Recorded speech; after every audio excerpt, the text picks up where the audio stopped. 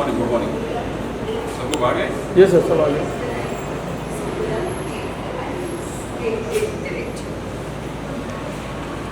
Good morning ma'am.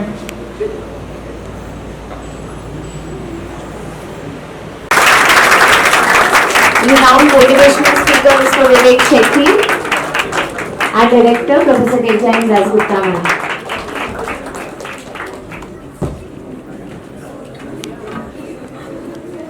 Can we see it?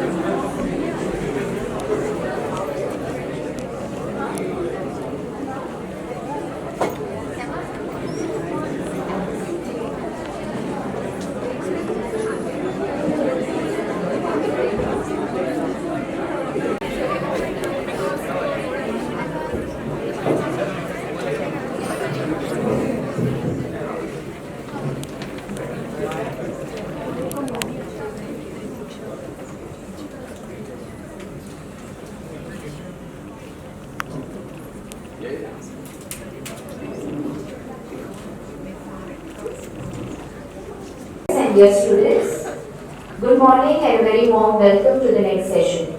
This is engaging in icebreakers and interacting with peers. The energy and enthusiasm in this new batch has been truly hard. With great pleasure and it is my privilege to introduce Mr. Shetty to the audience. Mr. Vivek Shetty is a TEDx speaker, corporate trainer, life coach, voice trainer, mental health management expert and motivational speaker with a strong focus on yoga, life sciences and mystic knowledge for nearly 2 decades now, with over 1,000 lectures, workshops and sessions to his credit, spread across leading corporate groups, management institutions, NGOs, medical and engineering colleges, international schools and various management forums. He also conducts one-to-one classes on a regular basis for mind management and voice training. Covered for his activities by leading newspapers, magazines and online news sites across the country. He was recently conferred the Gems of Maharashtra Award by Times. Vivek Shetty was the proud recipient of the National Icon Award in 2024. Doing the honors for Vivek Shetty in Delhi was Shri Phudin Singh Pulkaste, Cabinet Minister, Government of India, Award for Excellence in Motivational Speaking in 2019. He Voice of the Year 2012. His popular radio show Celebrating Life with FM Rainbow was part of the reputed and largest Akashvani radio network. His television show CEO Talk with Vivek Shetty was one of the most popular television shows for corporate India. His one-of-its-kind television show on the human mind entitled Man Ek Kalpavruksha, that translates to Mind a Wishing Tree, on DD Sahyadri has been well received and appreciated. He strongly believes in yoga and religiously devotes himself practicing it every single day. He has contributed as a freelance writer to leading publications like DNA, Midday, Dainik Jagran, Free Press Journal, Afternoon Savvy and many more. The truly multifaceted Vivek Shetty dabbles mind management, life coaching, management, motivational speaking, yoga, writing and singing with equal ease and elegance. Exactly, I am as much in awe as all of you are. So dear students, join me please in extending a huge round of applause and welcome to the man who redefines energy and purpose, Mr. Vivek Shetty.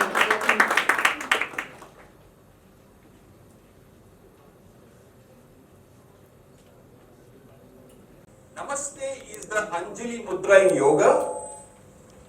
And when we bring our hands together in this fashion, with the tips of our fingers touching each other, we activate the nerve centers of our brain, raising our level of receptivity, joy, awareness, and focus for the people around us and for the environment around us. In a profound manner, it also means that I recognize the light within you very much like each one of you recognize the light within me, and in this recognition, we are one. So this is also a message of oneness. So wherever I go, I begin with a namaste and I encourage all the people I meet to greet one another with the traditional Indian namaste in this context and in this understanding. It's a very scientific, profound way of, greeting each other. There's a lot of science attached to it. Most importantly, in today's age and era, it dissolves the ego. It brings you to a point where your ego dissolves and you become humility personified, at least at that moment. So with that, I would like to begin my address on the subconscious mind, and as I was talking to Dr. Devjani a couple of days earlier, I was thinking to myself, what is the knowledge that I wish I had when I was your age and I did not have? And it would have given me a cutting edge, moving ahead in life. Probably a few mistakes which I made early in my life I would not have made if I had had this knowledge then.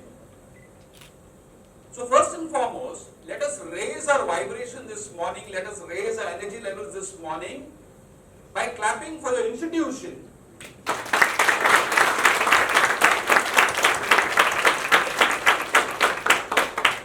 And your fantastic management.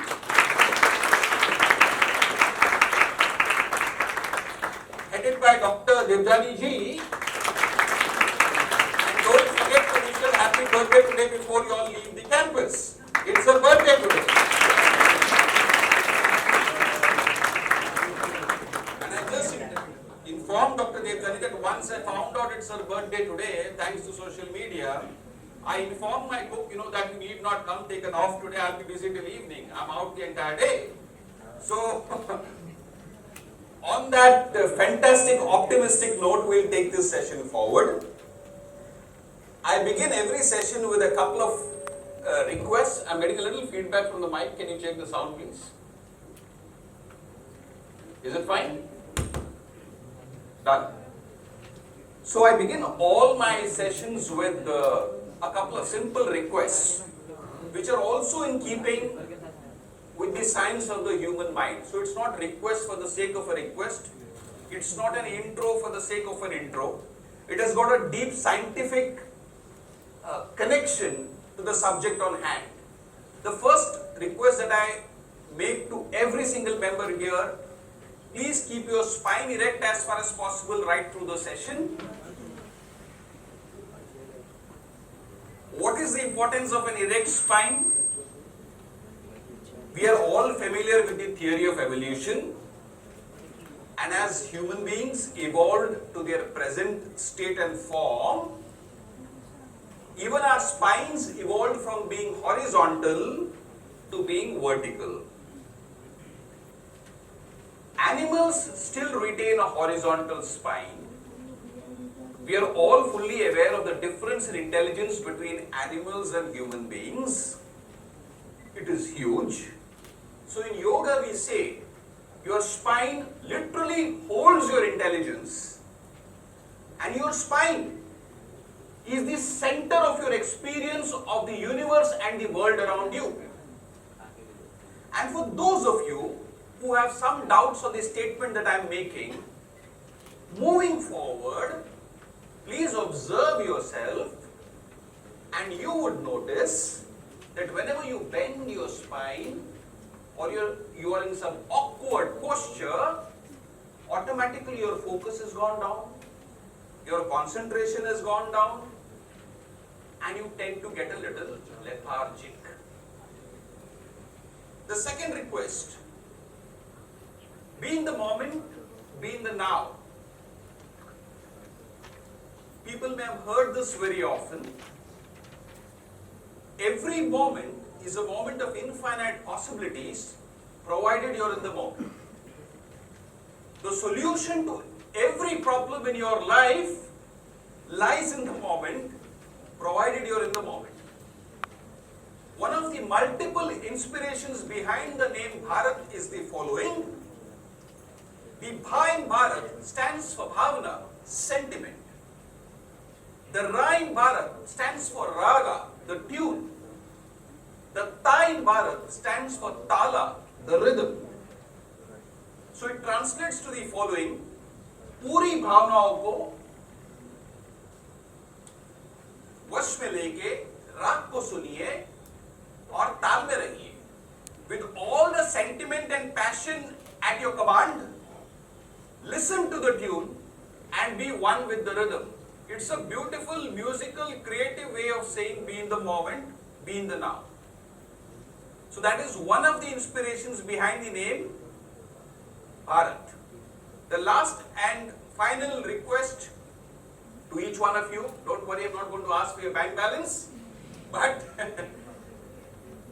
keep your energy levels high. So when we did the clapping, the idea was not just to clap, the idea was if you observe your vibration when you're clapping, your inner vibration, observe yourself, you would have automatically noticed that when you're smiling and clapping, your energy levels have gone higher.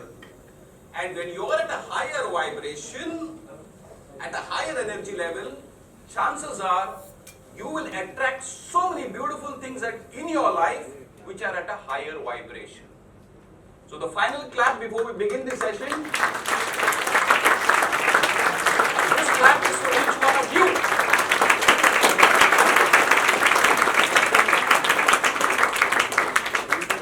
Keep the energy levels, keep the inner vibration at this height so that we are all smiling while doing this session. Normally when people hear of lectures, they think this is going to be another gentleman who's going to come on stage and preach, do this, do that, don't do this, don't do that.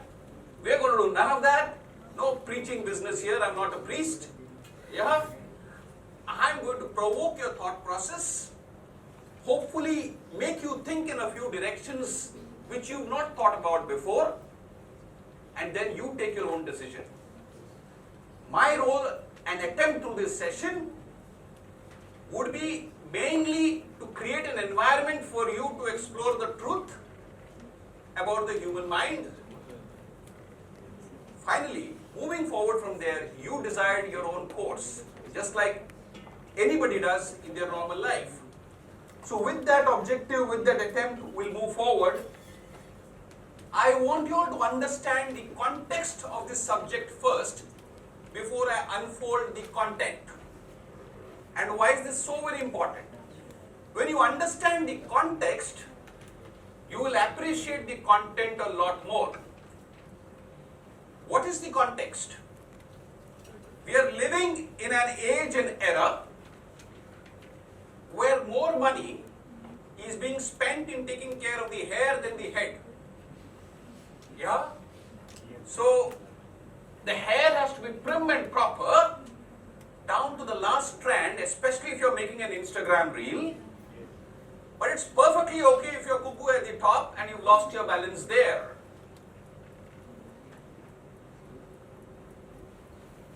When I go to large multinational companies as a trainer, and there are management and senior management people in those sessions, what I've observed in my experience of life is that a vast majority of the workforce is looking forward to the weekend. Monday is miserable. Monday to Friday is miserable. They are tolerating their bosses. They are not enjoying the workplace. They are looking forward to the weekend. If you look at the generation around us closely and observe them, it's a restless generation. The CEO is restless. The minister is restless. The sanitation worker is restless. It has got nothing to do with money, power and position. It's a restless generation. I am reminded of an old Hindi ghazal which had one line. सीने में जलन आंखों में तूफान सा क्यों है? सीने में जलन आंखों में तूफान सा क्यों है? इस शहर में हर शख्स परेशान सा क्यों है?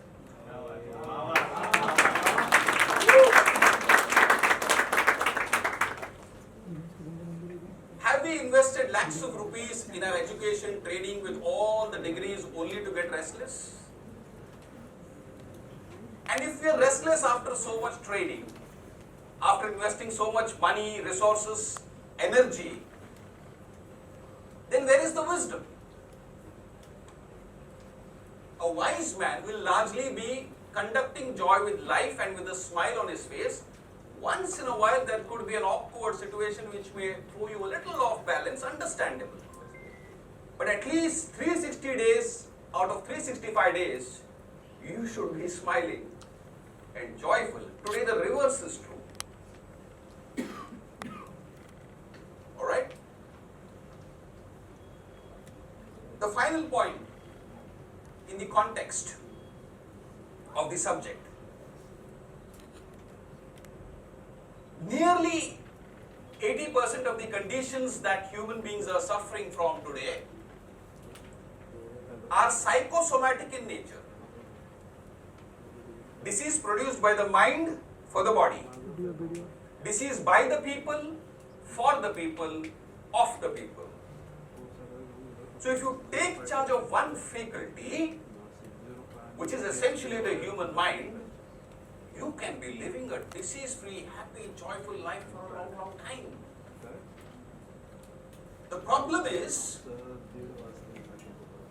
people really think that mind is something which we can conduct by default. If I tell them a latest software course has come, a latest AI course has come, everybody is interested. But what they have conveniently forgotten, and this includes parents, not just students, and this includes trainers, every decision is taken by your mind. From birth till the grave, what do you know about the mind? Every experience in your life, whether it's joy, whether it's frustration, whether it's anger, whether it's jealousy, every emotion that you experience is an experience in the mind. What do you know about the mind? We know the iPhone, but we don't know the eye. This is the problem. So the first thing is, please pay very careful attention to this subject. It may initiate you in new directions. I always wished, that I had somebody who could give me a course on the mind, because finally I realized anything that has to happen in the human world first has to happen in the human mind. If NASA wants to send a rocket to space, all the scientists have to first make a plan on paper in their minds, and then on paper, and then translate that project into reality. Similarly, when some unfortunate incident happens in the world, God forbid there is some, disaster which happened somewhere in the form of an attack, terrorist attack, even that terrorist has first made a plan in his mind on how to execute the attack. So everything that happens in the human world is first happening in the human mind. So if you take charge of this vital faculty, in a certain sense, you've taken charge of life itself. So now we'll take a deep dive into the subject, the human mind, and in particular the subconscious mind, because that is what scientists are today telling is 95 to 98% of your mind. The percentage may vary a little here or there, but it's a large part of your mind, that much is for sure. I'm going to begin with some very simple concepts which have to be clarified before we go further. Because in my vast experience of over 2 decades on speaking on the human mind, I have realized that sometimes even the basics are not clear, and it is not their fault because there is no formal course which gives you any insight into the human mind, and neither have these people had any exposure to this kind of knowledge in their life. So first is, what is mind? And what is the difference between brain and mind? Anybody would like to hazard a guess? In any case, I'm going to tell you. But anybody from the students would like to hazard a guess? What is mind? If our topic is the human mind, we should first be clear what is mind. And if you're going to be a brilliant biotechnologist in the near future, it is your mind that is going to help you do that. Have no ambiguity whatsoever about that. Okay, so I'll give you a simple analogy which will help you understand mind and brain. And let me tell you again, there was pin drop silence here, did not surprise me at all. I have gone to the best of academic institutions in the country. There was pin drop silence for a large part of the time when I asked this question. And when a few people attempted a few answers, that was way off the mark. But I'll give you an insight, and please listen to this very carefully, because it will, as you move ahead in life, the more the years pass, the more you'll realize the value of this knowledge. So again, thanks to your management for calling people from the industry on these kind of subjects to address you. It is because of them that you have exposure to this kind of knowledge. Brain, you can presume, is the hardware. You are all familiar with hardware? Take the analogy of a laptop. We all use laptops, desktops, everything we use, it's got a hardware. Brain is the hardware. Mind is like the software. If I give you the latest laptop from Apple and put 0 softwares in that laptop, can you do anything with that laptop? Nothing. To do anything, you need the appropriate softwares. Substitute the softwares for your thoughts. So in real life, your mind is nothing but a collection of your thoughts. Mind has no location. I am talking to students here. Somebody may be thinking of his vacation in Kashmir. His mind is in Kashmir, though his body is here. And he or she may register very little of what I am speaking because mind is there,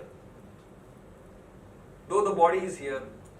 So mind has no location. Hardware has a specific location. Your brain has a specific location. So when people point out like this and say mind, this is not mind, this is brain.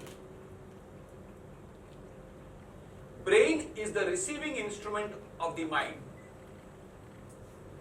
Brain is the receiving instrument of the mind. I'll explain this statement a little more in detail with another analogy. We are all familiar with an electric bulb. We are all familiar with light. Bulb is not light, light is not bulb. But the bulb is the receiving instrument of the light. Unless you switch on the bulb, light won't come out from that bulb. So similarly, for your mind to work, brain also has to be active. Brain is the receiving instrument of the mind. And now we'll do a very simple 10-second experiment on stage with one dynamic participant who is willing to participate. It's going to be a fun experiment. It's not about right or wrong. You're not going to lose any marks in your course for this experiment. Don't worry at all. Who's the brilliant young volunteer who will come forward for an experiment on stage? I am done with PPTs. PPTs are passé for me. I am going to do live experiments with your energy points this morning. Don't feel shy. I want to see who has got the maximum courage to come on stage and take on an uncertain question. Come. You see, in our school days, the academically brilliant students used to be in the front row, first 5 rankers. For the first time, I'm seeing a brilliant young guy from the last row coming and taking a question. Congratulations. What's your name? Don't get scared. Be relaxed. What's your name? Please take the mic. Rahul. So big round for having the courage to take on questions. Yes, sir. So suppose if I pinch you here, suppose I'm not pinching you hard, but if I had pinched you hard here, where is the pain? I would feel the pain here, but it would come from like the internal system because like I would experience. Hold the mic close like this here. I would experience the pain here, but it would be in the mind because I would like it would be deposited there. That's why. Okay. So keep the mic close. Don't worry. You made a very good attempt. So don't worry. Be relaxed. Don't get nervous. Now what happens here is if I pinch him here, okay, there are nerve fibers here which send signals to the brain.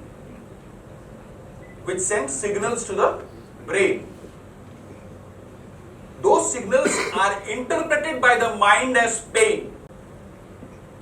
So now you understand my statement. The brain is the receiving instrument of the mind. The signals are being received in the brain in the form of electromagnetic signals.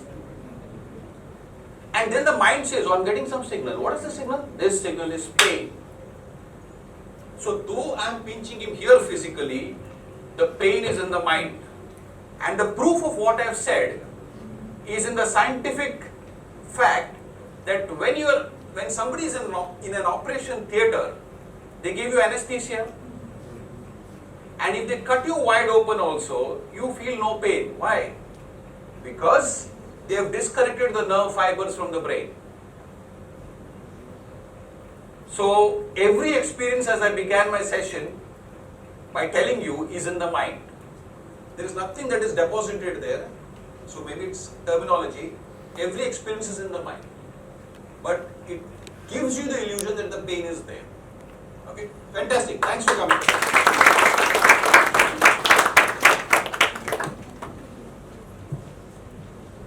Right? So, we've at least conceptually got the difference between brain and mind.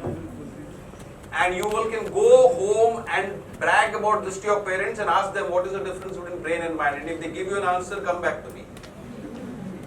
Okay? So today is the day for show off in the evening. Yeah, once you go home, ask your parents, ask your friends, ask everybody. My selfish interest is the more you ask these questions, the more the knowledge will spread. Yeah? Okay. Now, conscious mind and subconscious mind. So mind we've understood. Now the next two concepts, conscious mind and subconscious mind. Again, these are, freely used terms, but very few people understand these terms in the depth in which it has to be understood. So what is a conscious mind? Conscious mind is the mind of your ambitions, dreams, desires. For example, Vivek Shetty says, I want to do this 6 months down the line. This beautiful lady says, okay, I want to be a brilliant biotechnologist in a multinational company. Somebody else says, I want to come back to D.Y. Patil for teaching. These are all your ambitions, your desires, and your conscious mind is telling you this all the time. I want to do this, I want to do that. This is the mind of your desires, ambitions, and goals. Very simple to understand. Yeah? What is subconscious mind? So subconscious mind, which is supposed to be nearly 95 to 98% of your mind, and it is outstanding in its performance if you know how to use it. So as you see here, I can speak for 3 days at a stretch without a single piece of paper or any reference point on the subject that I choose, because I am using my subconscious mind very well. A lot of things have registered in the subconscious mind in such a manner that you wake me up at 3 a.m. and tell me to start a session on a subject, I will start. Nothing extraordinary about it. I am not here to brag about myself, but I am telling you, if I can do it, you can also do it. So what is subconscious mind? Why is it so powerful? Let me begin by asking you a few preliminary questions which will also give you the answers to the subconscious mind. Who is taking care of your breathing as you are listening to me so that you're comfortable and not feeling suffocated while listening to me on this subject. Subconscious mind. Who takes care of your digestion? Your blood pressure, so that it's in the right pace and it's not disturbing the harmony of your existence. Subconscious. Now with this knowledge of the subconscious mind, imagine people are multitasking, phone on one hand, television on the other hand, food in front of the table, and they think they're doing something fantastic. I tell them, keep a bucket of hot water on your head and balance that also. Why have you stopped at 3 things? So if you want 99 or 100 out of 100, do one thing at a time. If you don't mind 35, 40 or 50 out of 100, do 50 things at a time. It's okay. When I'm speaking to you, I have to be 200% intensity of involvement with energy here in this auditorium. If I start thinking about what impression these beautiful girls are going to make to me, how many more followers will I get on Instagram? How many more people will I get for my courses? I'm gone. Because I'm already in the future. And it's bound to make me nervous, anxious. I'm going to be conscious about what is the angle of my face, what kind of pictures are coming out, am I looking, second only to Hrithik Roshan, or am I even bettering Hrithik Roshan? So all these things will start playing on my mind, and my session would have truly gone for a toss. Yeah? So subconscious mind is also your habit mind and your programmed mind. So if you have a particular walking style, and I tell you, now I want you to change your walking style. Most of you, I'm guessing, are in the age group of 15 to 20. Yeah? In that plus or minus 1 or 2, whatever.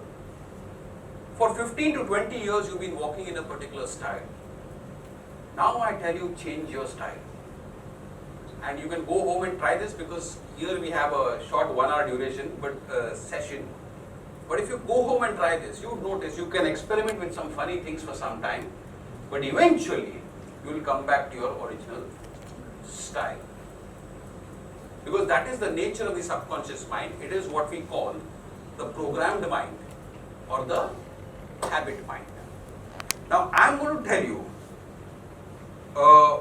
a very interesting story which will reveal the power of the subconscious mind to you very clearly. Okay? This is a humorous incident which happened. So these were the days when there was no internet, there was no mobile phone, none of the artificial intelligence or anything of the modern technological advances that we have today. It was that age and era. A gentleman from another country comes to India as a tourist, and he wants to see the Taj Mahal. Okay? So he comes to Agra, and once he has landed in Agra,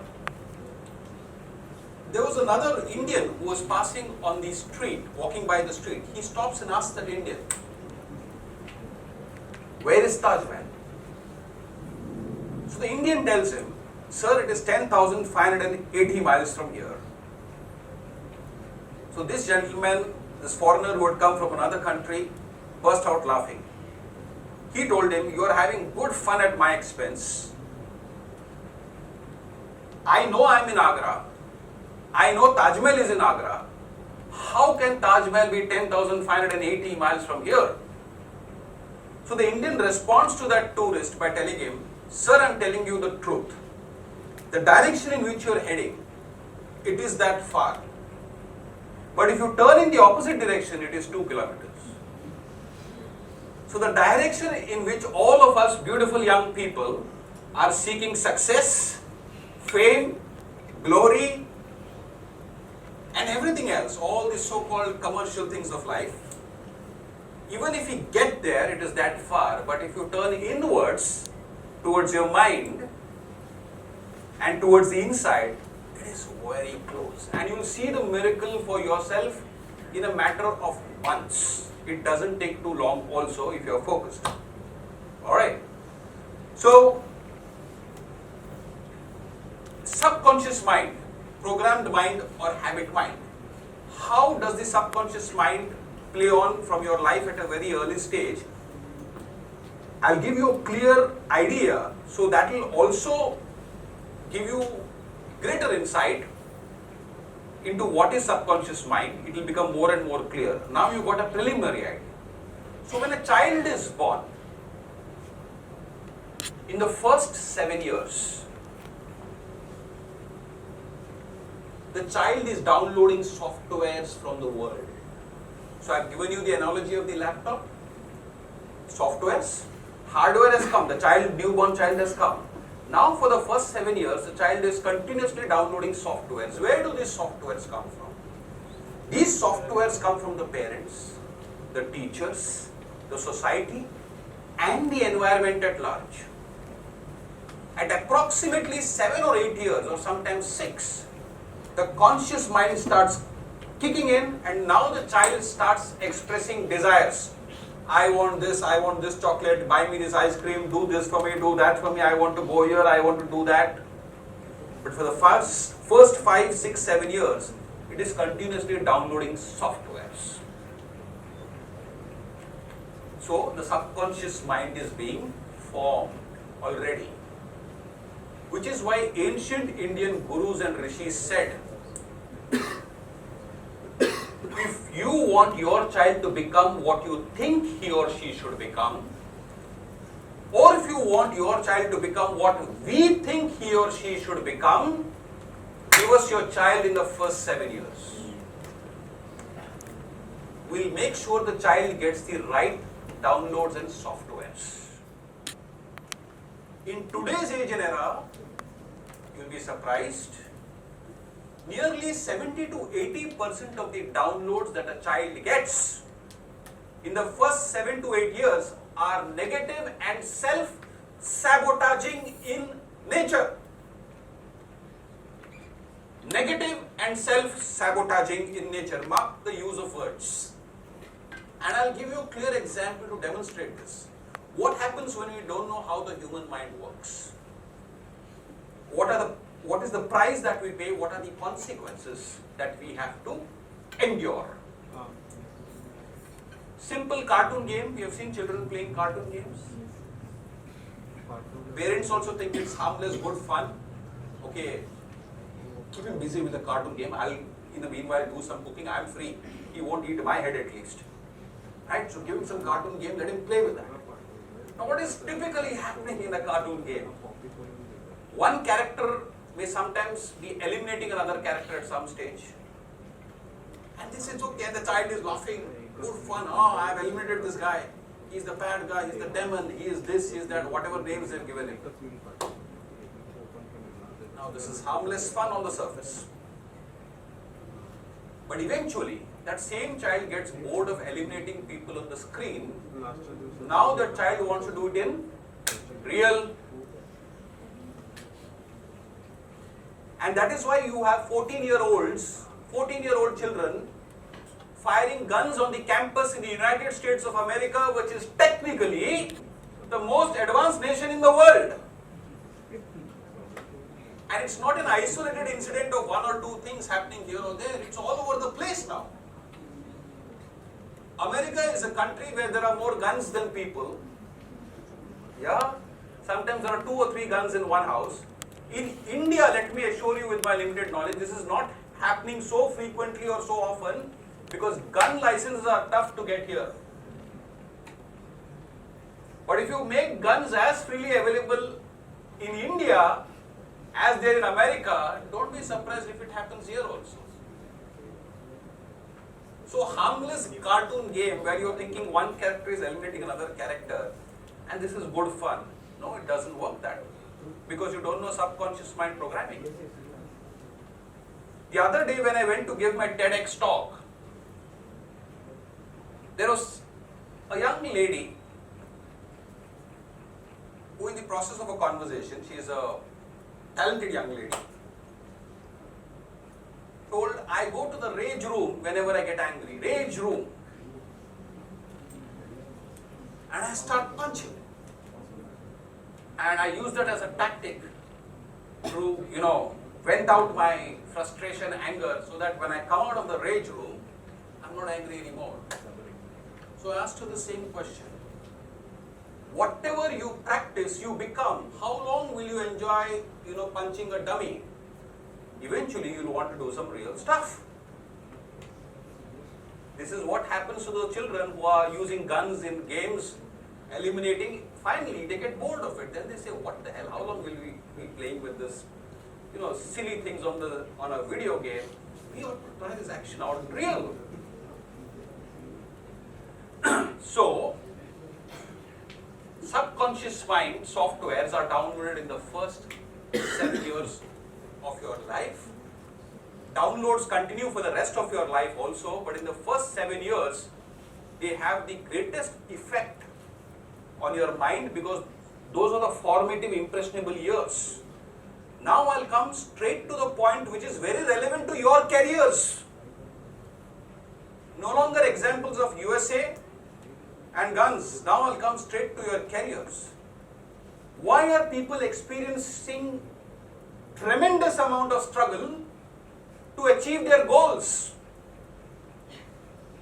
Somebody has a goal. For example, one of you dynamic youngsters here may want to top the class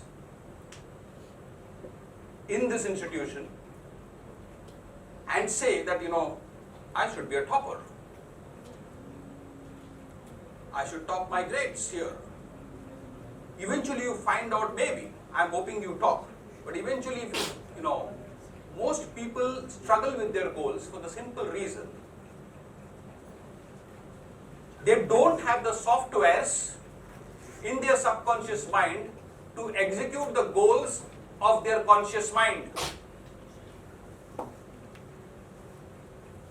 To execute the goals of your conscious mind, you need to be able to access the softwares that you have stored in your subconscious mind. Only if those softwares are there can those goals be executed. Again, go back to the analogy of a laptop. If I want to create a painting using my latest laptop, I need to have a software, say for example like Paintbrush. If I don't have a painting software in my laptop, where is the question of making a painting out of my laptop? It simply won't happen. Technically not possible. So this is why people struggle with their goals. So I'll give you a simple example of how it plays out in life. A student has gone out for a late night party and come home at 2 a.m. in the morning, maybe a little sloshed under the influence of alcohol. Now the parents are shouting, you are a terrible child, you are a good for nothing, I told you not to party so often, not to go out so often, and not to have any of these unwanted substances. This message has to be given, but it can be given in a different way. If the child registers this message, you are a good for nothing, you will never succeed in life, you are bad at academics, you will go nowhere. If these programs get stored in the subconscious mind, at the age of 20, the child wants to become, enter a multinational company as a management executive. You are a good for nothing, you will go nowhere in life. With these softwares, how does he enter the multinational company and how does he or she go up the ladder? They cannot. So when these messages have to be given, they can be given in a different way. For example, so we are discussing the problem and the solution. Even when you are criticizing yourself, it sometimes so happens, we feel, oh, we should have tried a little harder. Forget parents or anybody else criticizing. Be kind to yourself and give yourself this talk. I have so much potential. I can do a lot more. Instead of saying, oh my God, it is my mistake, I am such a stupid guy, I should not have done this, I should not have done that. You are running down yourself, and it is called self-negative talk. Self-negative talk doesn't work. So if there is an employee in my organization who has not performed up to my expectations, what do I tell the employee? I tell the employee, you have so much talent, you are so blessed, you are such a dynamic guy, I expected a lot more from you. Now, if I use this kind of terminology, there is not one single negative word here. The words used are dynamic, talented, creative. But at the same time, I am telling that employee, I am not happy also with what you have done, but I am telling it in a positive way. I am not telling that whatever you have done in terms of standard of work is acceptable to me. But I have changed the way of telling it, changed the words. Words, they become your vibration. Okay? Now compare this with so many people on social media abusing one another. To abuse anybody for whatever reason you may want to abuse them, to hate somebody for whatever reason you may want to hate them, you have to become negative first. That negative energy will go through your mind-body system. Imagine people gossiping about each other. Truth. You have friends who gossip? Yeah, see, that's why you sneezed. When I said gossip, you sneezed. Yeah? So, when people are gossiping about each other, you have to first become negative. And only when you become negative, you realize that negativity manifests in the form of disease in your body. It is only a question of where, when and how much. This is how the mind creates disease for the body. I'll give you an example of a youth icon you all might have heard of. So you will relate to this very quickly, and it's real life example. Not too far away in the past, in the recent past. Lady Gaga? Lady Gaga we've heard of? So one of you all will sing a song for me about Lady Gaga after I finish. She's also, a subject of tremendous interest to me. So Lady Gaga, if you Google, you'll get one of her songs called Bad Bad Romance. You know the song? You heard of it? Do you remember anything about the lyrics? The lyrics go something like this. Okay? Now don't go online and make these comments to Lady Gaga. Don't talk anything negative about her because she's a icon, but probably she also did not know about the human mind. And what I'm going to tell you about Lady Gaga is my observation. Okay, my individual observation. It need not be the ultimate thing about her. Okay, so I'm sharing a perspective. Lady Gaga, one of her songs, Bad Bad Romance, had the following lyrics. I want your ugly, I want your disease, I want a bad bad romance. Go and Google, you will get these lyrics. Okay? Eventually she disclosed in a press conference that she suffered from a condition called fibromyalgia. Fibromyalgia is a disease which is associated with acute musculoskeletal pain. There is tremendous mood swings, there is memory loss, and it is highly complicated life from there on. Okay? So her lyrics were, now before any song becomes popular and it becomes a worldwide hit or whatever, you have to practice that song many times. When you go on stage concerts, you have to rehearse for those stage concerts. You have to stay true to the emotions of the lyrics. Correct? So the lyrics are, I want your ugly, I want your disease, I want a bad bad romance. Fibromyalgia is all of this. It is ugly, it is definitely a disease, it is definitely a bad bad romance for the rest of your life. So what happened? Her subconscious mind got programmed maybe, and she attracted this condition without even she realizing that while rehearsing for this song, it may have such a terrible consequence on our life. I know of an Indian rapper, I won't name him. You all can guess, I can already see the name playing in your minds. Yeah? Indian rapper, the central ingredient for most of his songs have 3-4 common things. Alcohol, now everybody got the name. It has to have underworld for sure. And it has to have whatever happens in the night after the lights go off. Yeah? So, this gentleman, in his early 30s, I won't name him because it's not fair, but my observation is, he had acute health conditions which people would normally get after 60 or 65. And he had to take a break from his career. So what happened? Subconscious mind programming happened. He didn't know subconscious mind programming. Another gentleman who also did Gangsters, Blah Blue Blimp, the entire sequence, the roller coaster ride as we call it, eventually gets shot by gangsters. What happened? What happened? If you are devoting your entire song lyrics to these kind of characters, you are focusing your energy there. The universe is not concerned with what is right or what is wrong. The universe is not concerned with what is legal and what is illegal. The universe works on one principle. Where your energy goes, you attract that.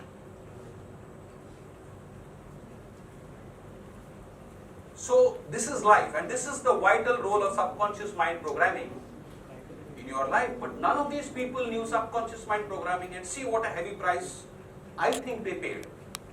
If they had gone to a mind coach and changed their subjects for their creative pursuits, they would have had a much better life, I feel.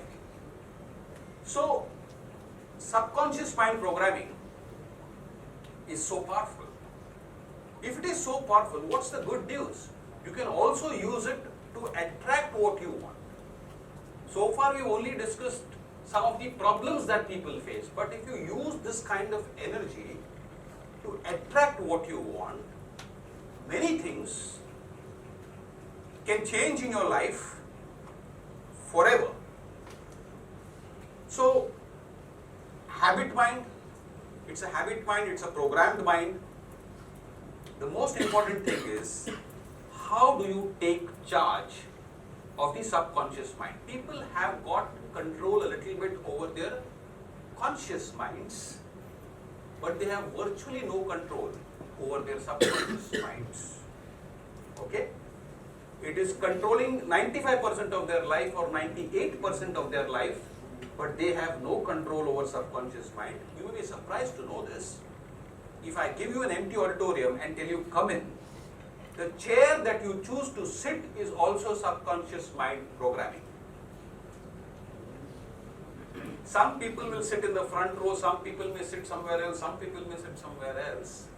But even the chair that you sit, and why you chose that chair when the entire auditorium was empty, is also subconscious mind programming. We'll give you an idea of how programmed mind works, the conditioned mind works. We'll do another simple experiment. Who's the next brave lady or gentleman who will come for another 10-second experiment on stage, please? Today it's not about PPTs, today it's about come. Bright red t-shirt, Levi's. You can charge Levi's for brand promotion, you're on screen after this. So you'll make some money also. What's your name? My name is Manaswi. Manaswi. Okay. What does the name mean incidentally? I'm pretty sure it means the power of mind, which is ironic. So you're the right candidate. Manas in Sanskrit means mind. Yeah. One who has control over the mind is Manasvi. Okay? So incidentally it is said about the Buddha. Bu in Buddha stands for Buddhi, which is mind in Sanskrit. Okay? Tha means above. One who is above the mind becomes a Buddha. Alright? So Manasvi, I want you to imagine for the next 30 seconds that you are a newborn baby. Newborn baby, okay? And be right here. You're a newborn baby. And I'm going to do a few experiments with you considering you're a newborn baby. And you have to give me responses as a newborn baby. Yeah? So, first thing is, now I want you to hold this bottle, close your eyes, describe the experience of holding the bottle As a newborn baby. as a newborn, completely as a newborn baby. You're just born. Describe the experience of holding the bottle. Can I use my words instead? Can I use your what? My words instead, because I feel like I would just cry if I was a newborn baby. By holding the bottle you would cry. Most likely. Okay, okay. Okay. What else? It's cold. So 1 minute. Who told you what is hot and cold? You're newborn.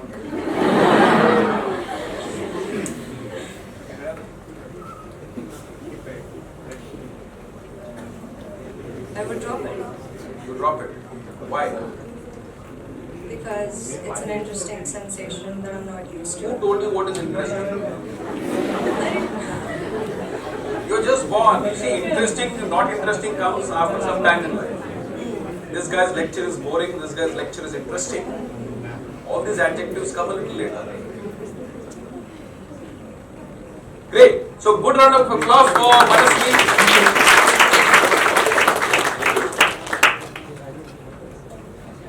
What I've done with Manasvi, yeah, you can.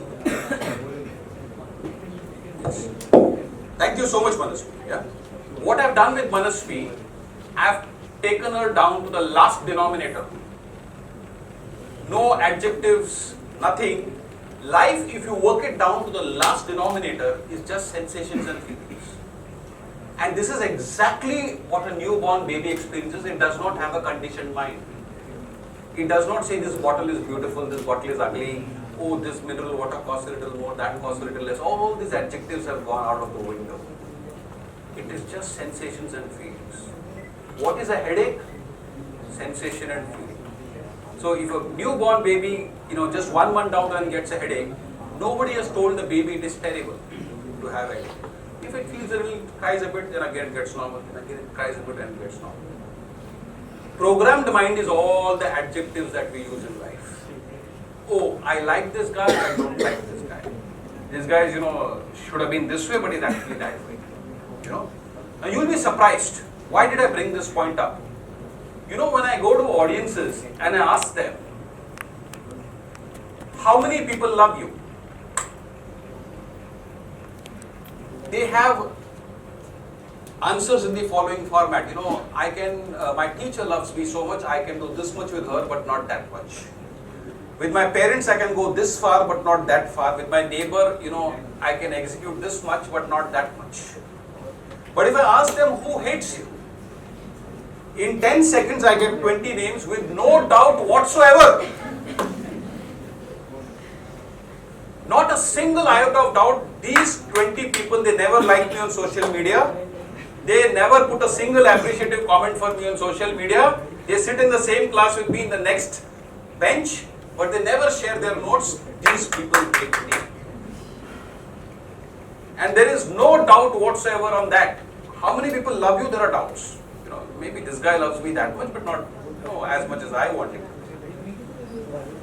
But on hatred, we are living in an age and era where people are 100% sure of hate, but they are not sure of love. What does this mean? If you do what we call in science is known as backward integration, so if you go back from that statement and work it down backwards, you would realize that the people whom you think actually hate you are the people who occupy maximum space in your mind. Now, if somebody has a property empty, they do not give it free to anybody without charging a rent. But our mind space we give free to everybody. And especially the people we hate. The mind space is more valuable than all your property put together, because if you have the right things in the mind space, you can buy a lot more property. But if you don't have the right things in the mind space, all the existing property also will vanish. So your mind space, you go to a movie which somebody has said, oh, this looks to, my friend said it's a very good movie, go watch it, go watch it. Now what is happening in the movie? You're paying 1,000 rupees or 2,000 rupees ticket with family, plus whatever you spend there is another couple of grands, 3, 4, 5,000 ka program hai. Uske baad, what do you see there? Violence, rape, murder. The director has hijacked your mind and you see fake romance. Fake. And you're clapping. What happens? What happens? What is happening? So, I have nothing against movies. So, God bless Bollywood. Though the last movie I watched was maybe 15 years ago. But I refuse to give my mind space free to anybody unless I am sure of what is going to happen in that space. It's as simple as that. Each one to his own. So, I have nothing against them. But for watching all this harakiri happening on screen, I am paying 5 grand for him to mess up my mind space. He'll make me go through a series of unwanted emotions, which I don't want to go through. And for watching fake romance, I might as well watch 2 dogs. They're at least making genuine romance. Nothing fake about it. Yeah? And what happens with this kind of things in life? What happens is the following. See, we easily fall in love with 2-dimensional characters on the screen, but we don't fall in love with 3-dimensional real-life people in front of us very easily. What happens in the cinema theater? The first thing that they do is, they put the lights off, so even if you look left or right, you cannot see anything besides your immediate neighbor. You can't see anything in the theater. So you have to look at the screen. And once you have to look at the screen, you will fall in love with 2-dimensional characters because your complete attention, concentration and focus on that character. I am telling you, switch off everything, switch off your mobile phones, your laptops and everything. Sit in a room and watch an ant. You will fall in love with the ant. The way it is following the sequence of all the other ants to gather the food, and they all collect the food from a particular point, deposit it at a particular point. There is no teacher or monitor controlling them. There is no traffic policeman telling them, go in a straight line, don't go, this is not your track. They're all going in the same track. So brilliantly disciplined, so orderly. So this is again subconscious mind programming. And whatever you're watching on the screen, be very careful because that becomes subconscious mind programming. And for those of you who don't believe me, choose a song. I'm giving you a real life experiment, which you hate. Choose a song which you hate and play it every day in your house 30 times. Automatically you would have memorized the lyrics, you would have memorized the tune, everything would have happened on its own, though you hate the song. Why? Subconscious mind programming. Subconscious mind programming happens this way. So you have to be very careful about whom you are giving your mind space. So, and for those of you who don't, who have some doubts, about what I'm saying, I'll tell you another real life story. When the French Revolution happened, the revolutionaries, like we had the freedom struggle in India, the revolutionaries in France wanted to free all the people who were, kept in jails and foreign powers which had taken over France. So when the French Revolution happened, they first went to the prisons to free the prisoners. Now these people were in the prison for 40 years or maybe a little more. Chains all around their body, okay? In dark, dingy cells with light coming from a small window, just that one beam of light, that's it. Surviving on measly food, very little food, maybe 1 or 2 meals a day at the most. They freed them. Now something very stunning and remarkable happened. This has been documented, you will find this story in Google. Okay, real life story. They told them, run, you all are free. By evening, 50% of the prisoners came back. So these revolutionaries who fought the freedom struggle in France and freed these prisoners, told them, why have you all come back? You are free now. You need not come back to the jail. So you know what is the reply that these prisoners gave those revolutionaries? They said, for 40 years, we have become used to this kind of light and this kind of darkness. Now suddenly when we go in the outside world, we are not used to so much sunlight. You've removed the chains from our body, but now we feel like we have no bodies because our body is so light. We have been used to walking around with these chains for so long. These chains have now become a part of our body. And suddenly today, you have removed the chains. So we feel we've lost our body. What happened? Subconscious mind program. And even though lavish meals were in front of them, they could not eat. They were used to those 1 or 2 things or 3 things that they were eating for 40 years. What happened? Subconscious mind programming, the habit mind or the programmed mind. This is what happened. Alright? Now how do you take charge of the subconscious mind? I'll give you a simple technique. We'll come to the solution, then I'll open myself to questions, because I would like this to be interactive and take more questions which are, concerned with your day-to-day or personal life. What Vivek Shetty does today depends on what Vivek Shetty thinks. What Vivek Shetty thinks depends on what he feels. What he feels depends on the emotion prevailing within his mind-body system at this moment. Emotion, if you split the E and emotion, is nothing but energy in motion. What does energy in motion depend on? Energy in motion depends on the data streaming around me. Which is why I told you all, be careful of what is the data streaming around you. This is the first learning and the most important learning that you all should take from subconscious mind programming and management.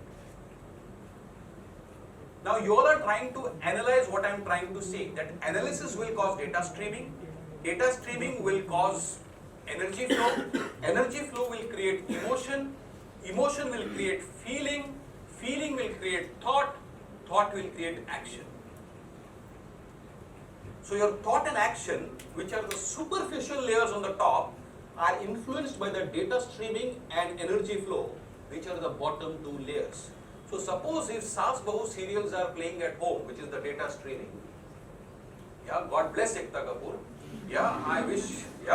I have nothing against her personally. If Saas Bahu serials are playing in your house, gradually the entire atmosphere of the house also will become like Saas Bahu. The Saas will come, even if you don't have, somebody will come from nowhere who will play the role of the Saas. If you don't have a Bahu, then you will get a neighbor who will play the role of the Bahu. Because that is the data streaming around you. You are telling the universe, attract this into my life. I am devoting 6 hours every day on Saas Bahu serials. If I still don't get this kind of Saas and Bahu, what a terrible universe you are. Indirectly you are making this prayer. Indirectly. So be very careful of the data streaming around you. How do you take charge of the subconscious mind? I'll come to the last and most important part of it, and then we are open to questions. It's exactly 1 hour since I've started. So in the last 5 minutes, the first, simplest and easiest way to take charge of your subconscious mind, again I'm going back to the analogy of the laptop. There is a hardware, there are softwares, and there is one more thing, operating system. You all have heard of an operating system? So if you are using an Apple laptop, operating system could be Mac. In some other cases, if you are using a different laptop, it could be Windows. Now, until you have access to the operating system, you cannot have access to the softwares. Very simple to understand. And if you have access to the operating system, you can change the softwares. You can delete one and add a new one. Alright? these things can be done. So you need to take charge of the operating system to change your software, install whatever softwares you want to execute in your life all your goals in your conscious mind. So whatever you have in your conscious mind, I want this to happen, I want that to happen. And in my own life, I'll give you some examples.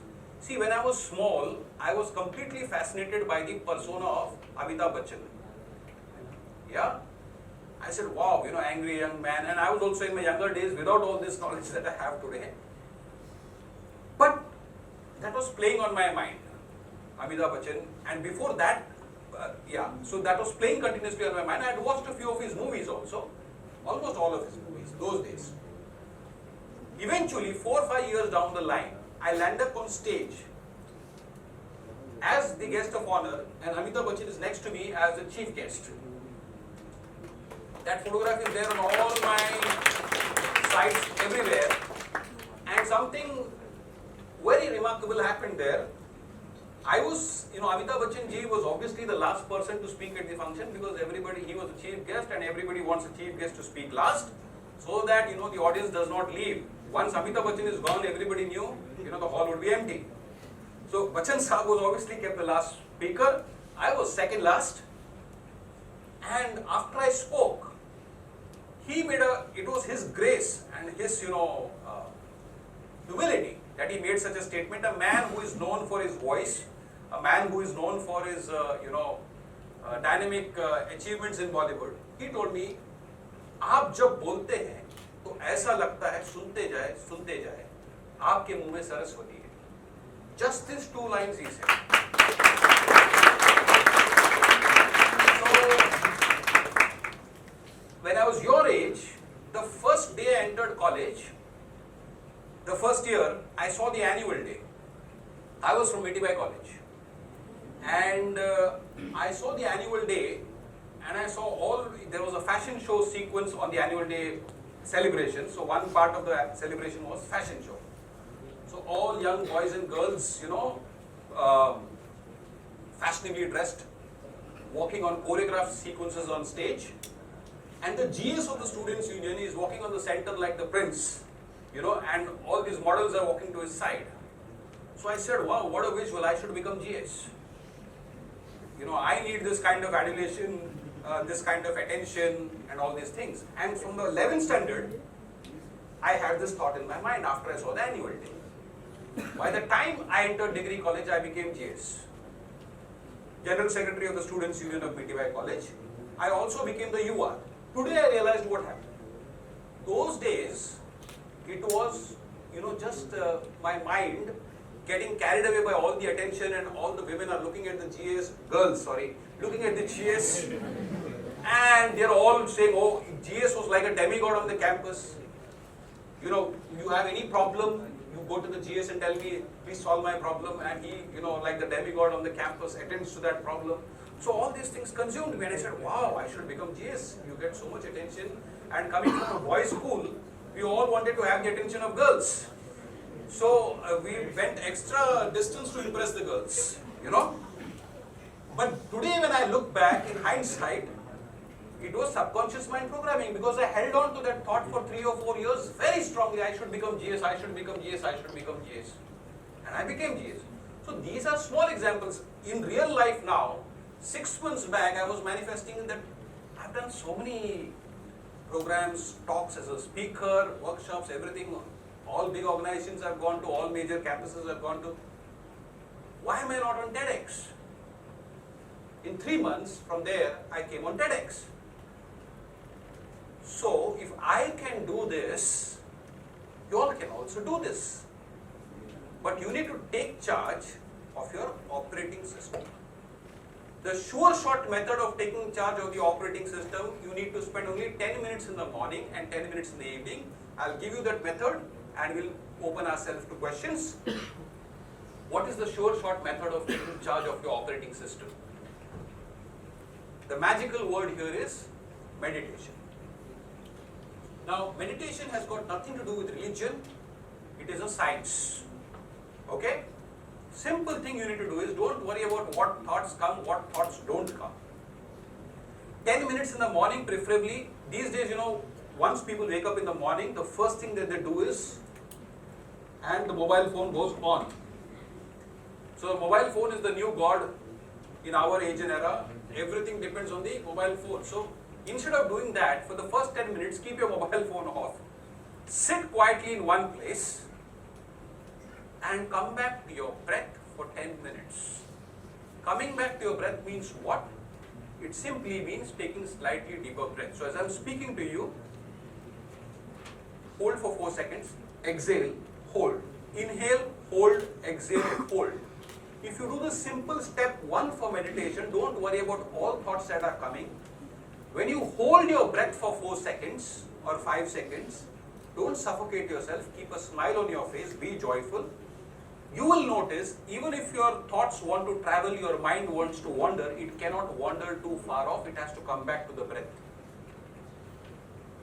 And once you bring yourself to what we call in our lingo as stillness, calmness, intelligence will explode and your dreams will start manifesting. You will start getting access to the operating system. The quality of your me time, ME, decides the quality of your V time, WE. How good quality time you're spending with yourself determines the quality of time you will spend in society with other people. So your me time, I spend 4:30 in the morning to 6 a.m. with my mobile phones closed, Wi-Fi closed, everything closed, doorbell closed. I can afford to do that, fortunately at this stage. Everything closed just in meditation, but you need not do that much. You can do just 10 minutes in the morning, 10 minutes in the evening, and in those 10 minutes in the evening before you go, hit the bed, give all your conscious worthwhile goals to your subconscious mind, sleep over it. Spine erect, align your geometry with the geometry of the universe, and give your goals to your subconscious mind. The subconscious mind will work on your goals even in the night. Subconscious mind does not stop even for a second. Today what people are doing in the night before going to bed, if I start telling that, it will be another lecture altogether, and I myself may have to go for subconscious mind reprogramming. So on a lighter note, I had a gentleman who came to me for counseling. I do life coaching counseling sessions, and he told me I don't get sleep at night. So I asked him, what do you do at night before you hit the bed? So he says, I watch my favorite serial on Sony television, Crime Patrol. And he was a well-to-do professional, businessman with making he's fair amount of successful, has fair amount of success in life as a businessman. He's fairly well qualified. But again, the problem was they know nothing about the mind. And he says, I pour a couple of pegs for myself, 1 or 2 drinks, and I watch Crime Patrol, then I have dinner, and I'm set to hit the bed. So I said, and after watching Crime Patrol and having alcohol, you're asking me why you're not getting sleep. That is a perfect recipe to ensure that you don't get good sleep. Because Crime Patrol means some crime has to happen. So you got a series of negative emotions before you hit the bed. And then alcohol is in any case scientifically known to disturb your sleep rhythm. So you have actually made a proper plan to ensure that you don't get proper sleep. So you don't need a coach actually, you just need to change your routine before you hit the bed. So this is how it works. I'm done. Thank you so much for listening to me.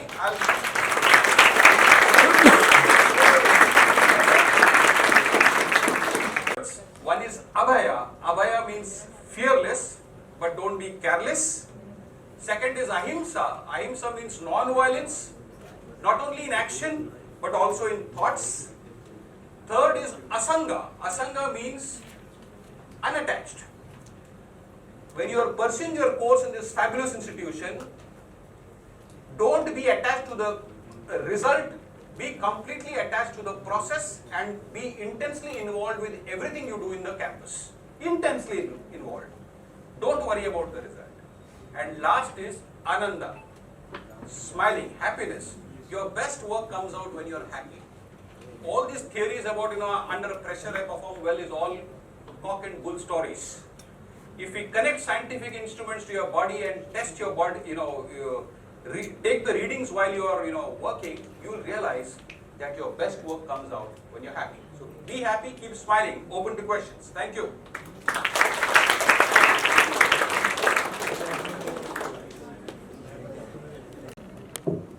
I'm sure you all have questions. I have a few for you, Vivek. So, पता नहीं इस शहर में सभी परेशान होने दो, इस इंस्टीट्यूट में कोई परेशान नहीं। मुझको आके परेशान करो, परेशानियां दूर हो जाएगी। No problem, ठीक है? But I want you to enjoy your 4 years here, right? If you have difficulties, you have teachers, right? You have teachers to help you, and for your difficulties are not our problems. Okay? Your difficulties, we are here to solve your difficulties. And what I took home from his talk was the data streaming. Can I, with folded hands, request you, right? Proper data streaming should be there. At least institute में तो होना ही है, हाँ? Institute में कुछ गड़बड़ नहीं चाहिए, ठीक है? Because I want the focus here. I want the focus to be on here. That's your purpose, at least for the next 4 years. Now coming to Mr. Shetty, I was just wondering, has the subconscious mind in any way, got any connection with our previous births? We say in philosophy, we say that we are where we are because of our previous births. So does the subconscious mind, just open up another channel of thought? Absolutely.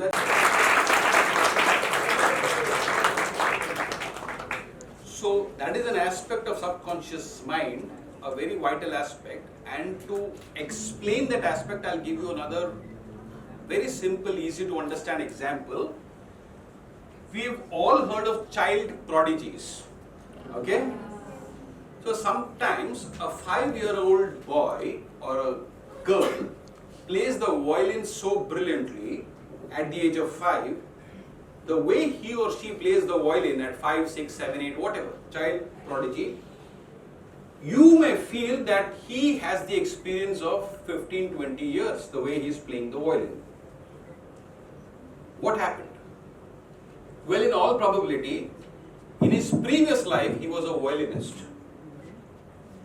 And because he played the violin for so many years in his previous life, some of the programs have not yet got deleted. They've come to this life as a carry forward, because finally, though the body is, dropped off, energy continues. Yeah. Now, in most cases, because of the tremendous pain associated with death which people usually experience, most of the programs in the subconscious mind are deleted. But in certain cases, the work that was left half finished in the previous life is carried forward in the next life. So that is a carry forward from the subconscious program. So many other individuals who are trying to learn the violin in this life and may take 2, 3, 4, 5 years to pick up a skill set, this child will pick up that skill set in a couple of months. So, for example, sometimes we see, not every time, we see that brilliant cricketers also produce children who are going into cricket and achieving some fame and glory there. Or some, boxer has trained his child to become a boxer and they have moved forward. This is also a form of continuity of program in the subconscious mind through what we call gene expression. So the science of epigenetics will tell you this. If your parents are suffering from certain conditions, there is a 50% chance that you may also get that condition, but that does not mean everything is destined. The gene expression can change depending on how you conduct your genes. In the simple sense, if I put the same type of body cells, this is an experiment which has been conducted in science. which have been taken from the same source, which means those cells have the same DNA.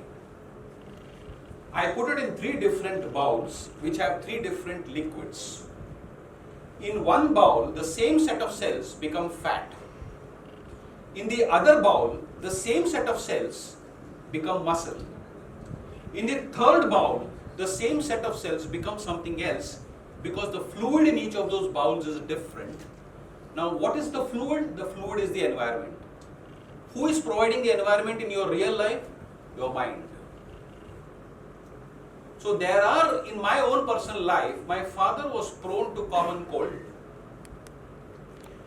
In the early years, even I was prone to common cold. Then I went deep into mind related subjects. I went deep into karma. I went deep into energy. I went deep into the science of epigenetics. And I said, if I have to change my gene expression, which I have inherited from my parents in this manner, which means he is prone to a common cold, and in the first 25 years of my life, even I am prone to a common cold, which is not a hugely disturbing thing, but at the same time, sometimes it's highly irritating. If I'm speaking here on stage and sneezing, I would be irritated, and even you would be irritated. You know, this guy is sneezing every 5 minutes. So, using this knowledge, eventually, I worked the backward integration and I changed my environment. What are the common things between my father and me which attracted that, and that is also the science of the alchemy of healing? My father was also restless and he would keep jumping from one thing to another. This done, that done, that done, and I was also like that for the first 25 years of my life. Then I said I came to stillness. So most speakers, when they go on stage, I do training modules on public speaking. They are nervous. So in TEDx, there was not a single speaker with me who did not carry a slide or who did not carry a PPT to prompt himself. What next? I was the only gentleman who went without even a single piece of paper. Why? Because I have programmed myself to be relaxed. For me, speaking is like going to a picnic now. I am going with that mindset. I am not worried about who's thinking what about me. I am not worried about what next to say. It flows. And the most important thing which you students have to know here is be eternally prepared. So I told in my last session here also, see these days what has happened, if 25th of August is your paper on biotechnology, all the students know till 25th you have to remember biotechnology. 26th if you forget it is okay. Game over. I even tell the teachers in the management, don't give them any timetables. Take exams anytime, any place, anywhere. Because life never gives you a timetable. Has COVID ever given you a timetable when it will come and go? And life never gives you a timetable. You have to be eternally prepared. Number one. And number two, the knowledge which you are, don't be prepared for exams. Be prepared for life. The knowledge what you gain should transcend your mind. It should go beyond intellectual knowledge to body cell knowledge. As you go deeper into the science of biotechnology, you would realize every cell has got memory. If I am only dependent on my mind memory, I will also be worried about forgetting, fumbling, stumbling, mumbling and jumbling. But since for me, this subject or whichever subject I choose to take up on stage or to address a gathering, it is body cell registration. So now let anything come from anywhere, I will be able to do justice to it. Because it has gone beyond the human mind, beyond intellectual registration to body cell registration. It becomes part of your experience. Okay? That's it, I'm done.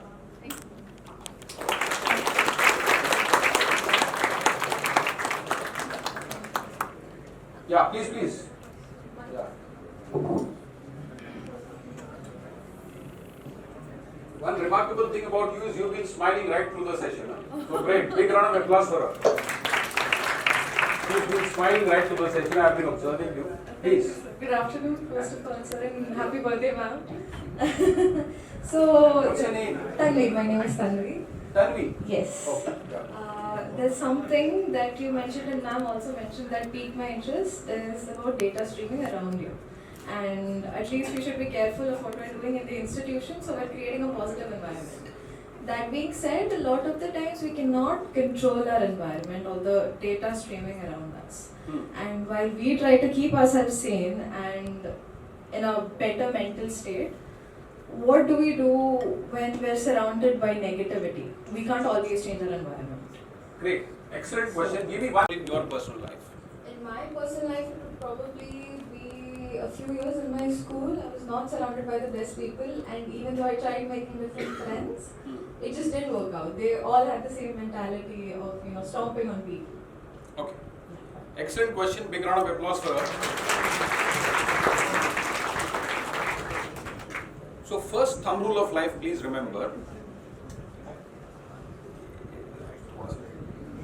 Life is not happening to you, life is responding to you.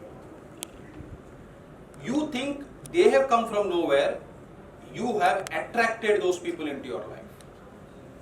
Okay? So I'll give you my own personal life example. When I was just out of college for a few years and not so deep in these subjects, all my friends were the party going types, all fashionable guys, ladies who believe in having a good time in life and going to the movies, blah blah blah, all the things which the regular youngsters would do. And like you, I may have thought that I'm surrounded by these kind of people and these people are obviously influencing my life because there is peer pressure, there's so many other things. There's nothing called changing others.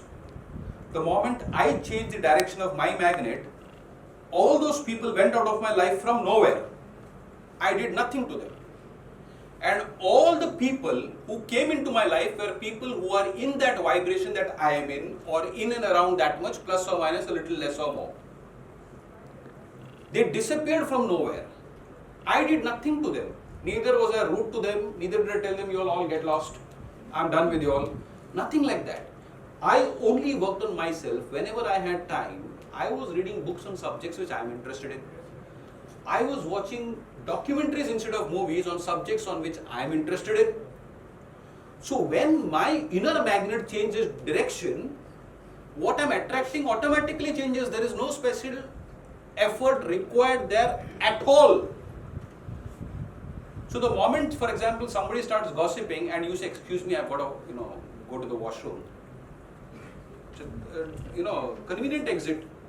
Nobody can stop you from doing that. Yeah? Or you say, I've got an urgent call from home. Let me go.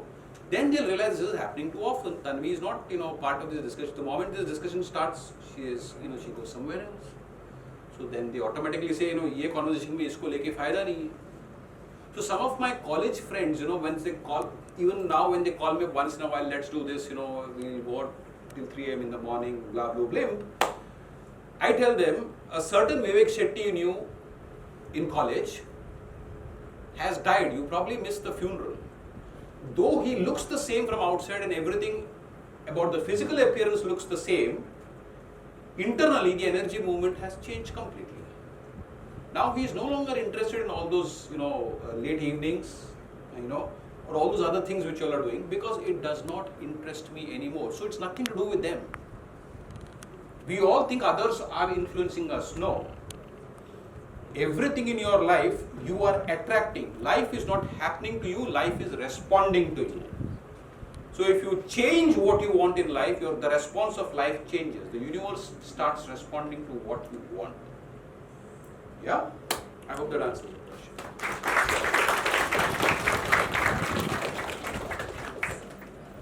Done. Any more questions? Question is that sometimes while doing any work we start overthinking or we tend to overthink. So how to stop that habit, because it disturbs the work which we are doing. That's why. Yeah. So you won't even be able to cross the road, because if you calculate all the possibilities that can happen to you while crossing the street, you will never cross the street. Right from a coconut falling on your head to somebody knocking you off to you stumbling and falling, so many things could happen.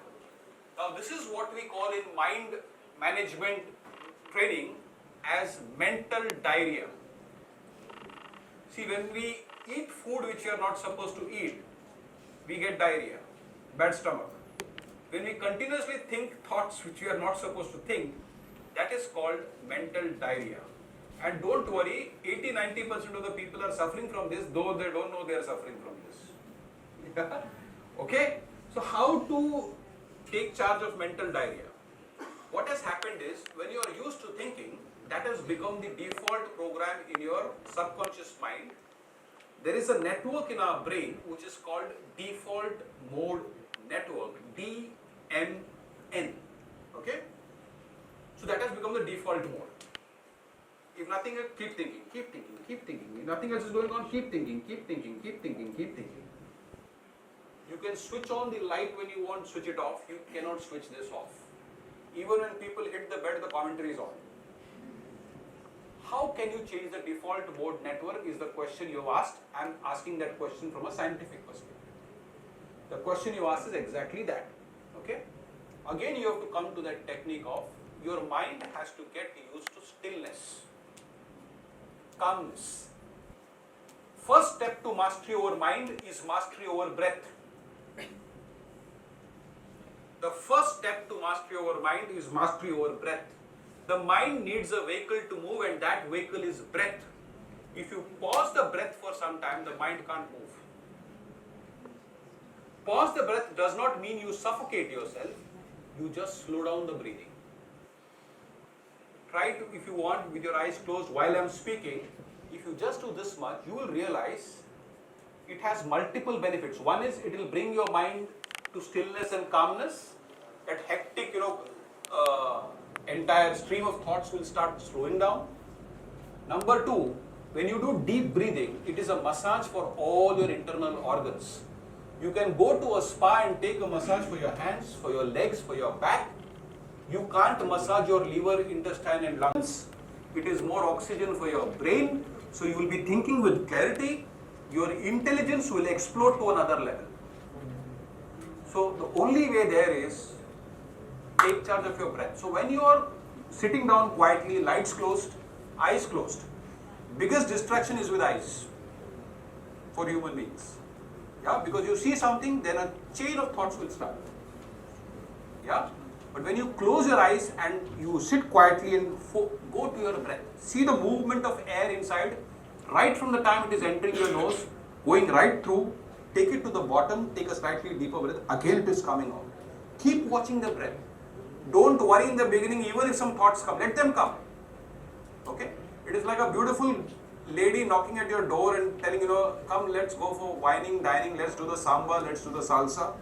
But if you don't open the door, the lady will knock for some time and then say, this guy is useless, let me go.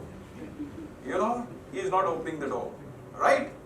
So let the thoughts keep knocking, you stay still for some time, let them keep knocking. Then they realize this knocking is not working. This guy doesn't open the door. And gradually, you evolve to stillness. There is nothing like controlling your mind. All these people who say control your mind, it's all bullshit. The mind is like a monkey. If you say don't run there, the first thing it will do is run there. It's called markata, monkey mind in Sanskrit, markata. The mind is like a monkey, so control doesn't work on the monkey. Evolution works. If you bring it to stillness, gradually it will evolve on its own. It takes some time, but it will happen. Done. Try now, they might have corrected this also. Yeah. As you told that you had cold. Rishika Rao. Richika. Okay. So as you told that you had cold, and maybe it was because of your restlessness.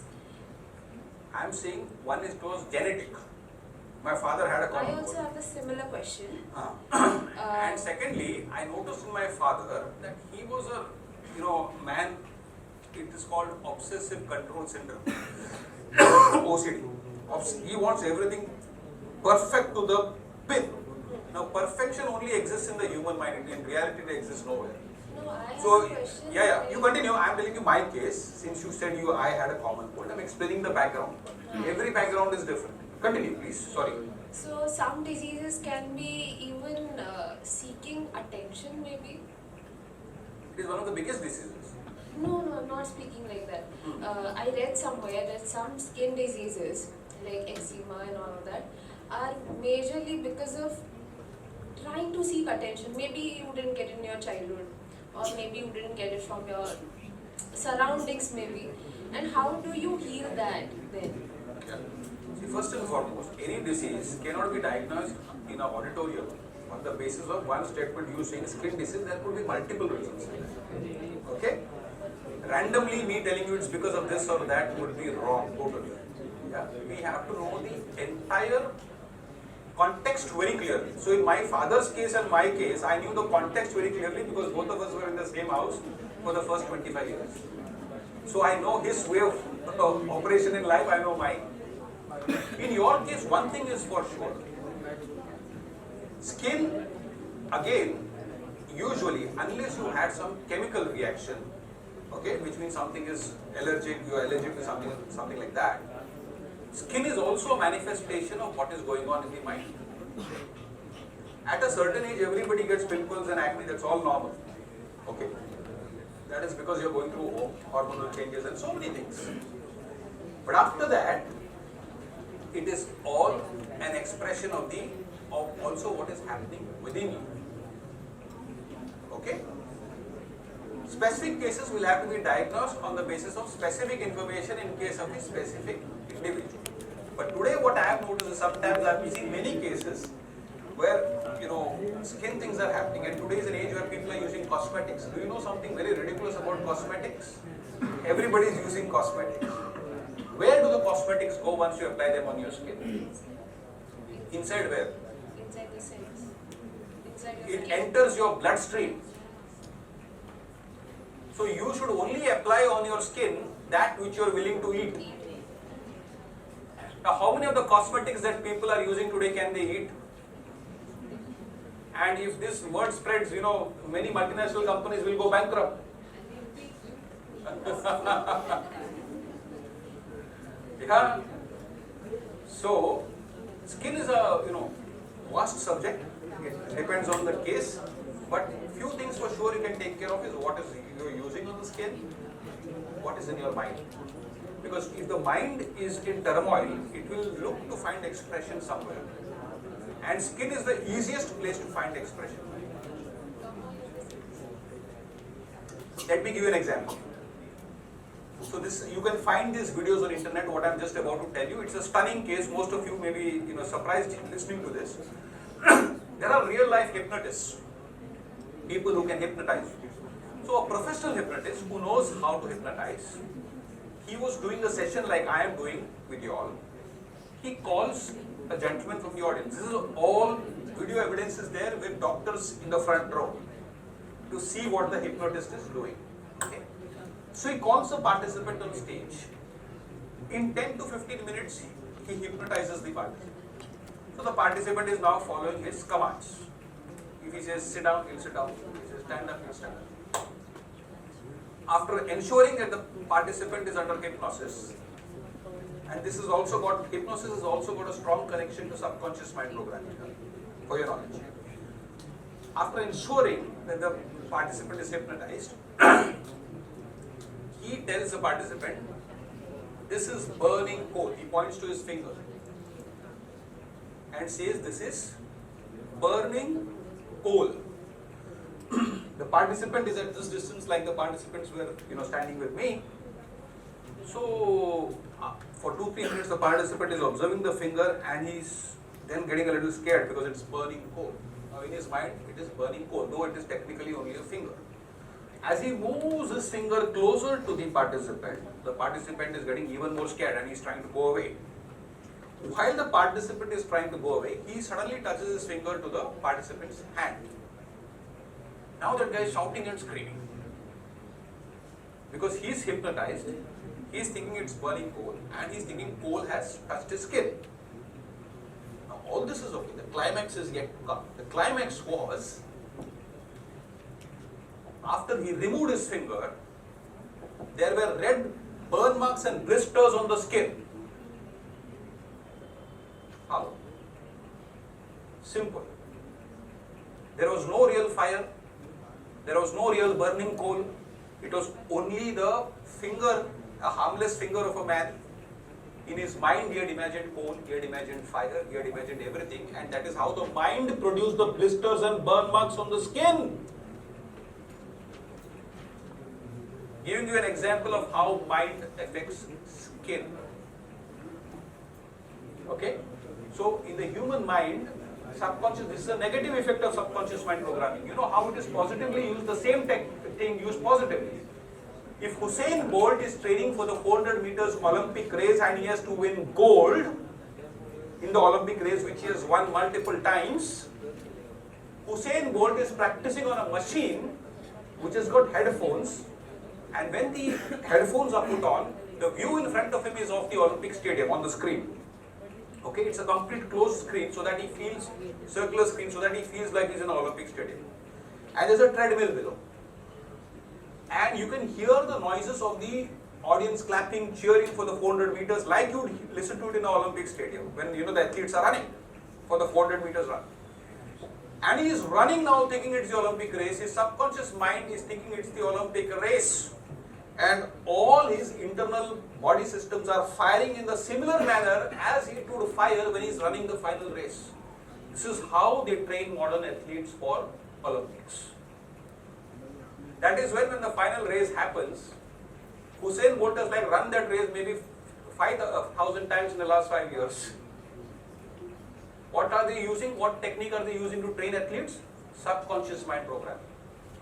He can see the clock, he knows he has to touch 9.8 seconds or 20.3 seconds to win the match. Because the nearest competitors are 20, 21 seconds or 22. So he knows if he clocks 20, game over. This is how they practice. So your mind can do many things. The real proof is in your dreams. Suppose in your dream, if you are climbing a mountain, now I have also experienced this, I am sure everybody does, and suddenly one foot slips and you fall in your dream. You wake up sweating, panting as if you have fallen from a mountain, but actually you are on your bed. But the emotion was real. The panic was real.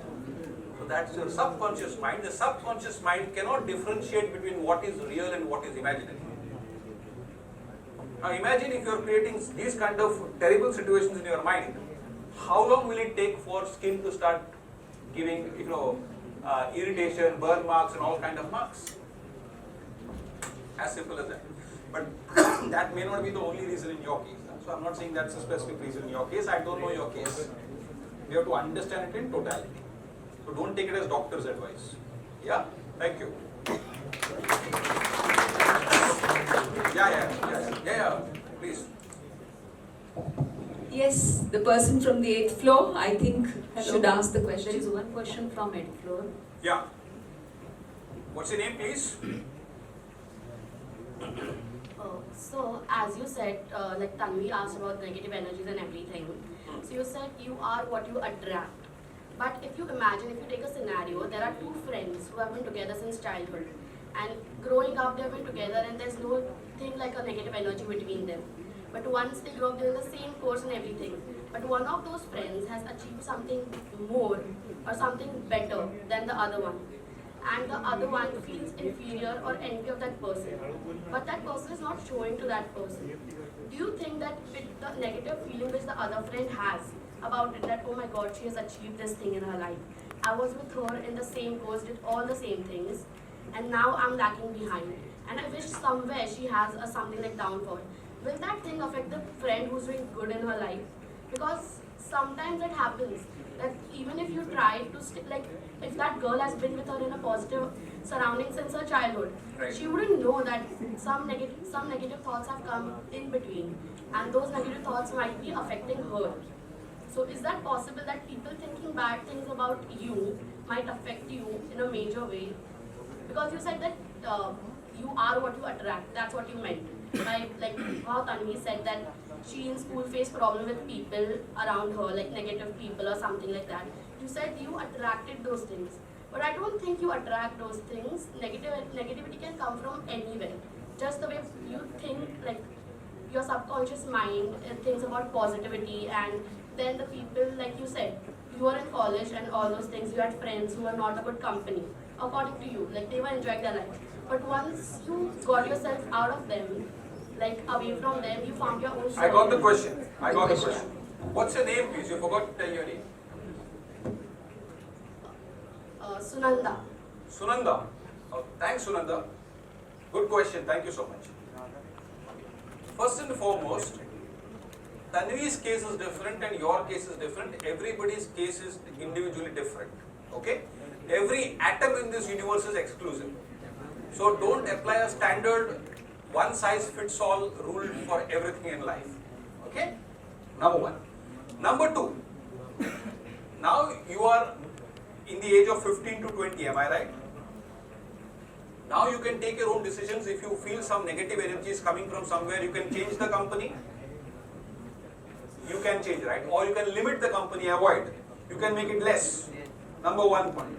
So that is the message I have given to Tanvi, that if she feels there are certain friends who are, not the right company for her, there are 101 ways of either avoiding or limiting that company and focusing on what you want. So the moment you are spending time with her and you know negative energy is coming from there, you are choosing to spend time in a negative environment. Number one. That is by choice. And the line I used with Tanvi is, what you focus on is what you attract. So if negative things don't happen from nowhere, after knowing that for so long period negative energy is coming, you are still choosing to spend time, means you are focusing to remain in the negative environment. So obviously you are going to attract more of that in the future, point one. Whatever has happened with her in her mind is her problem. She is having negative thoughts, that's her problem. But you having detected those negative thoughts and that negative environment are still choosing to remain there. That is the first problem in your case. Second is, please remember, I go to many occasions where sometimes I sense I am very sensitive to the vibration of a room, to the energy of a room, to the energy that people are emitting to me without them even saying anything. Because I am in the energy layers for a large part of my life now. For me, everybody is energy. What they say and what they think and what they talk is part two. Part one is energy transmission. Okay? So I'll give you an example of how energy transmission happened in my own office, and then I'll tell you the second part of your answer. Once we had a small event in Pune, and I called my internal team at 24 hours notice. We had to do the event the next day in Pune. So I called my team into a conference room and I started briefing them. Once I started briefing them, in half an hour the briefing was over. One lady who was with my organization for 2-3 years at that point in time popped up a question. Sir, do I have to go to Pune tomorrow? This was her question. Sir, do I have to go to Pune tomorrow? So I told that lady, you please wait here for 5 minutes. I finished with the rest of them. And I told them, you all start the work because tomorrow is the event, we don't have time to start. I just want to sit with this lady for 5 minutes. When she was with me in the conference room alone for 5 minutes, I asked her a question. I told her, please separate your words from the sound. You asked me a very simple question, it's okay. The words are perfectly fine. Do I have to go to Pune tomorrow? Very logical question because we have an event in Pune. But look at the sound.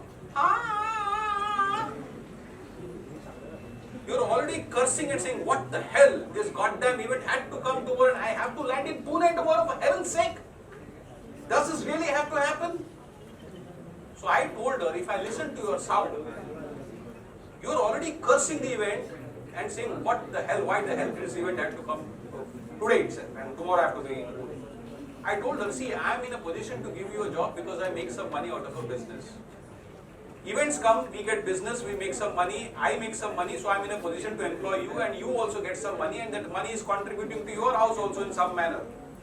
So should we all be counting our blessings and smiling when an event comes or should we be cursing it? And I asked her, if with this energy you go tomorrow to the event, whatever work I give you, will you be able to do justice with this energy?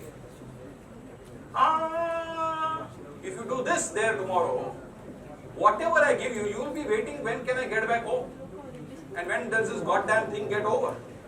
Yeah? Energy always flows from a positive point to a negative point. So this lady had become negative.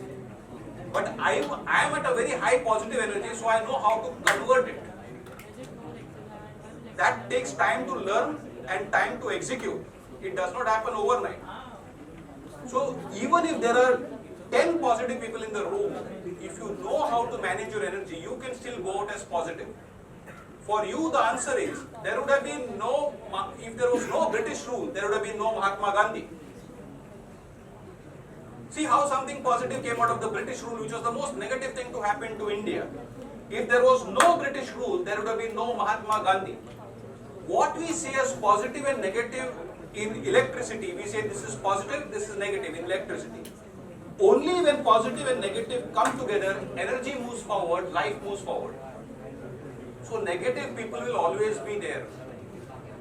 What is the choice in your hand? How much negativity you want to be exposed to is a choice in your hand, unless you're a child. And the second thing is how to keep your positive energy levels high, irrespective of what is the negative energy coming from anywhere, and remembering that energy always flows from a positive person to a positive energy to a negative energy, provided the positive energy is at a higher level. If your positive energy is low, the negative energy will engulf you. It will make you a part of its own. Right? So you have a choice. First thing is, you should move away from negative energy or limit your exposure to negative energy. Or be the next guru on the planet who says, let come one, come all, nothing affects me. Which you are not at this stage. So you need to just, conveniently, politely move away. And devote that time which you are spending with her to doing something positive. Focusing on something positive. Done. Thanks.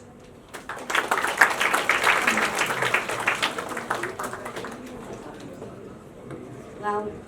Sir, I wish this session would never end. It is so therapeutic and My name almost is Diksha. hypnotic. Just earlier, as you said, that don't open the door for the thoughts, but Interesting. I gave one technique of breath earlier in the session if you were listening. What's your name, please? What's your name? Diksha. Diksha. Okay. Wow. That's it's got a strong spiritual quotient attached to that name. Okay. So treat this message as Diksha. Okay. So, one technique of breath I've already explained a couple of times to two people. Another technique which can also help you eliminate, the wandering mind. Pick up something creative in life. So for example, I have got 7 or 8 musical instruments in my house. And when our band wants to rehearse, they come to my house. Suppose if I'm singing a song and for the next 1 hour I'm singing. Okay, so I'm the vocalist in the band. Suppose if I'm singing, when I hit the note Sa, all the musicians have to hit the note Sa. We all have to be in harmony. If they hit another note and I hit another note, it will be cacophony. Okay, it will not be music. So when you're continuously in that subject of music for 1 hour, trying to make sure you're hitting the right notes, getting everything right to the T, all the thoughts about the wandering mind has disappeared. So pursue something creative in your life. It may be music, it may be poetry, it may be writing. Devote yourself in such a way to that you're, for the next 1 or 2 hours, you're completely absorbed in that. Besides, of course, meditation, which I tell everybody to do everywhere I go. Yeah? Okay. As much as we don't want to do an appreciation. Thank you, sir, for taking time out of your impactful schedule and inspiring our fresh minds. Your journey and your message have been nothing short of transformative. Thank you. So it was a fantastic, memorable morning for me at the D.Y. Patil School of Bioinformatics and Biotechnology. I've been coming to this fabulous institution for many years, and every year that I come to their campus, I see a bright young batch of students. Each time the batch is better than the previous one, and for people like me, interacting with young dynamic minds is an important and integral part of our life, because that way we know how the nation is developing, what kind of future that this great country can look forward to. So this morning has been no different in that sense. because I feel these students are very intelligent in their own right. They have asked me some brilliant questions, which shows me their line of thinking, and some of their observations about the session also have been extremely relevant and pertinent. I wish them the very best in their careers ahead. I wish Dr. Debjani ji and the entire organization much more glory in the years to come. I'm sure this is one of the finest institutions available in our country for this subject, and their students will make us proud in the years to come. So it's been an honor, a pleasure and a privilege once again. Thank you so much. Oh, it has been wonderful, as usual, every time, every year during the orientation program. We have Mr. Vivek Shetty, and every time we find him more and more empowering. You know, I like the students to listen to him because he throws light on an area which is not touched upon by any institution, be it school, be it college, be it home. No one throws light on these aspects which are so close and within us. We have all the power, but we don't know anything about it. So I would just like to thank Mr. Shetty immensely for what he transfers and transacts in these lectures, and I'm thankful to you very much. Thank you so much. Thank you so much. Done.